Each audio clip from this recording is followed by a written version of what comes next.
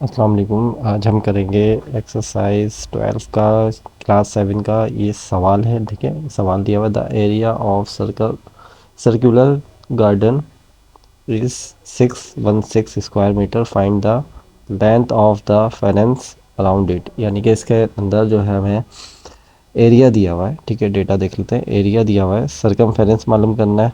ठीक है, सरकमफेरेंस मालूम करने के साथ साथ हमें रेडियस भी मालूम करना होगा, क्योंकि देखें सरकमफेरेंस मालूम करने के लिए आपके पास 2 पाई आर चाहिए होगा। आर तो आपको दिया हुआ ही नहीं है सवाल में, तो इसलिए सबसे पहले आपको आर भी मालूम करना पड़ेगा।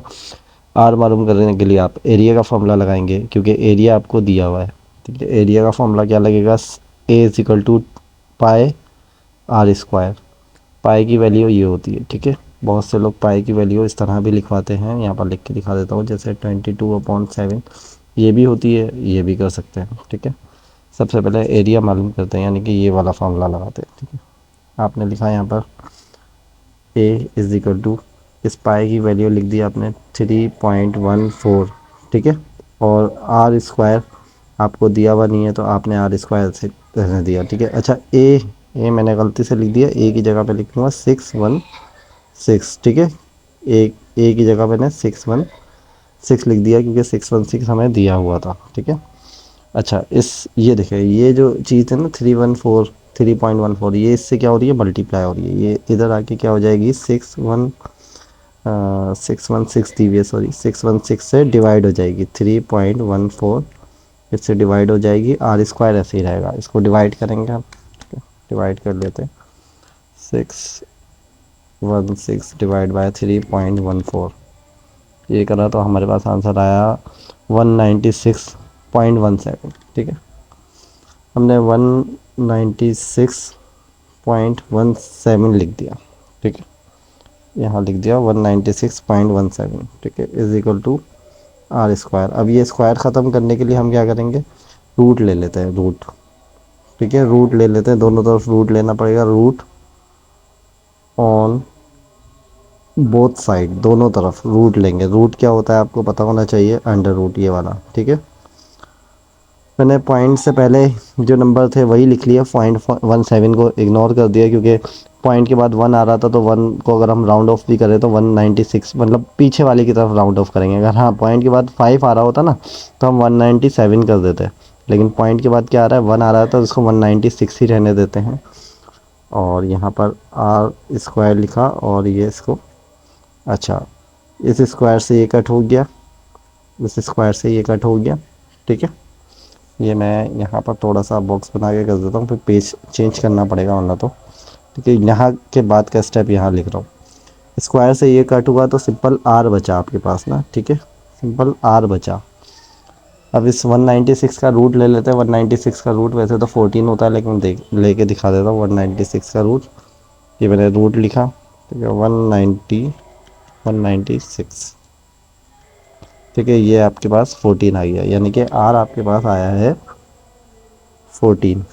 आर आपके पास 14 आ गया। अब ये देखें, आपके पास ये आर मालूम हो गया। अब आप सी आराम से मालूम कर सकते हैं। सी मालूम करने के लिए मैंने पेज टर्न करा सबसे पहले तो।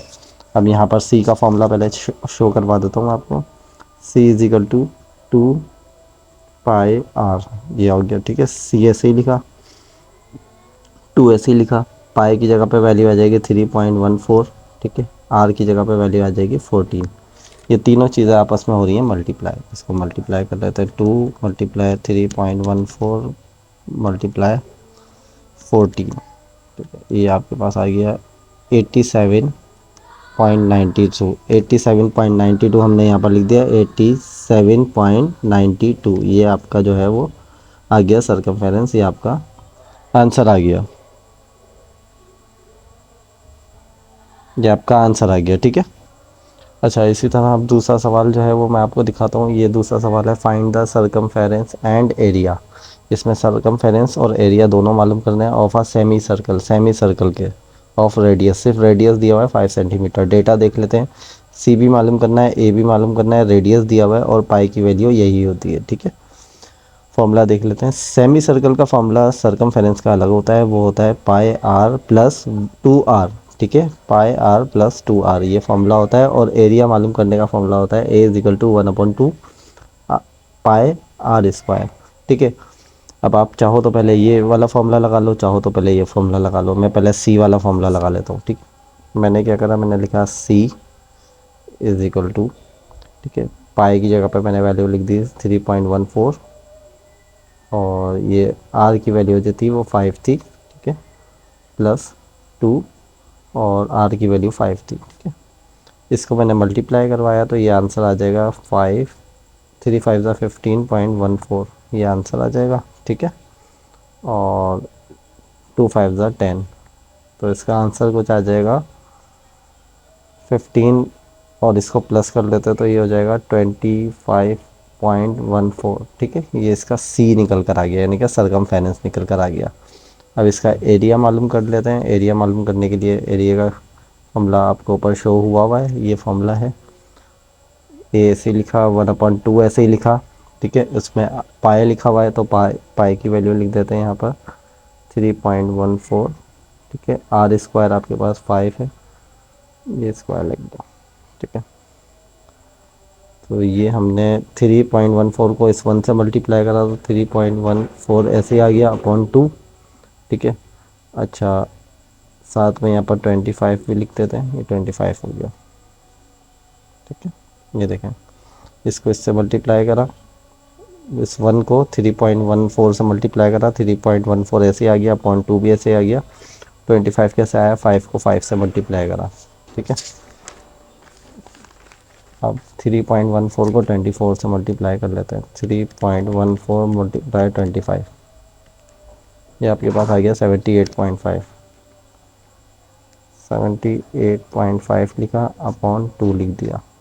ठीक है, इसको डिवाइड कर लेते हैं 2 से, डिवाइडेड बाय 2, ये आपके पास आ गया 39.25। अब यहाँ लिख देंगे 39.25, ये आपका एरिया आ गया। इसमें हमने दोनों सवालों के सरकमफेरेंस और एरिया मालूम करना सीखे। ठीक है, मैं उम्मीद करता हूँ जो समझाया है, बताया है, वो समझ आ गया होगा। जज़ाकल्लाह, अल्लाह हाफ़िज़।